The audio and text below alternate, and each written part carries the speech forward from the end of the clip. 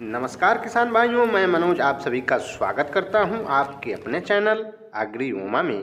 किसान भाइयों, आज हम बात करेंगे आप मार्च के महीने में घर या खेत में कौन सी सब्जियां लगा सकते हैं।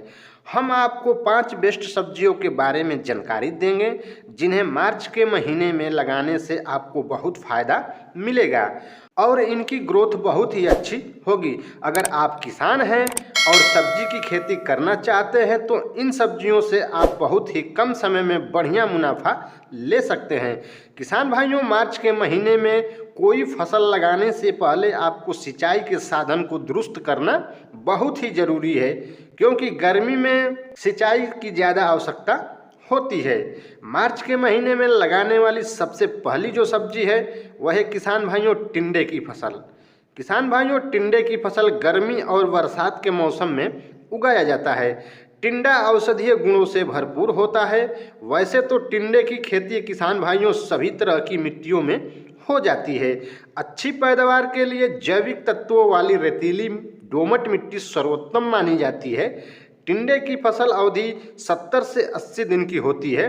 औषधीय गुण होने से टिंडे की मांग किसान भाइयों मार्केट में हमेशा बनी रहती है। इसलिए किसान भाइयों, टिंडे की खेती करके आप अधिक मुनाफा बहुत ही कम समय में ले सकते हैं। दूसरे नंबर पे जो है फसल है किसान भाइयों, वो है लौकी की फसल। किसान भाइयों, लौकी की खेती हर तरह की मिट्टी में हो जाती है, लेकिन दोमट मिट्टी इसके लिए सबसे अच्छी होती है। बीज को खेत में बोने से पहले 24 घंटे पानी में भिगोना चाहिए। ऐसा करने से बीज का अंकुरण जल्दी होता है। लौकी के बीज 2 से 3 मीटर की दूरी पर 50 सेंटीमीटर चौड़ी 20 से 25 सेंटीमीटर गहरी नाली बनाकर करनी चाहिए। इन नालियों के दोनों किनारों पर 60 से 75 सेंटीमीटर फासले या दूरी पर बीजों की बुआई करनी चाहिए। एक जगह पर 2 से 3 बीज 4 सेंटीमीटर गहराई पर लगाना चाहिए। इस तरह से लगाने से पौधों का विकास ज़्यादा होता है, जिससे उत्पादन में बढ़ोतरी देखने को मिलती है। तो किसान भाइयों, अगली जो हमारी फसल है वो है तोरई की फसल। किसान भाइयों, तोरई की खेती के लिए हल्की दोमट मिट्टी सबसे अच्छी मानी जाती है। नदियों के किनारे वाली भूमि इसकी खेती के लिए अच्छी रहती है। बुआई से पहले खेत की जुताई मिट्टी पलटने वाले हल से करें। इसके बाद कल्टीवेटर चलाएं। तोरई की निराई गुड़ाई ज़्यादा करनी पड़ती है। इसके लिए कतार से कतार की दूरी 1 से 1.20 मीटर और पौधों से पौधों की दूरी 1 मीटर रखनी चाहिए। एक जगह पर किसान भाइयों 2 बीज बोएं। बीजों को ज़्यादा गहराई में न लगाएं। अगली जो हमारी फसल है वो है किसान भाइयों पालक की खेती। पालक की खेती के लिए बलुई दोमट मिट्टी या मटियार मिट्टी अच्छी होती है, लेकिन ध्यान रखें अम्लीय मिट्टी में पालक की खेती नहीं होती है। खेत की अच्छी जुताई करके ही बीज को बोएं। अगली फसल है किसान भाइयों वो है भिंडी की खेती।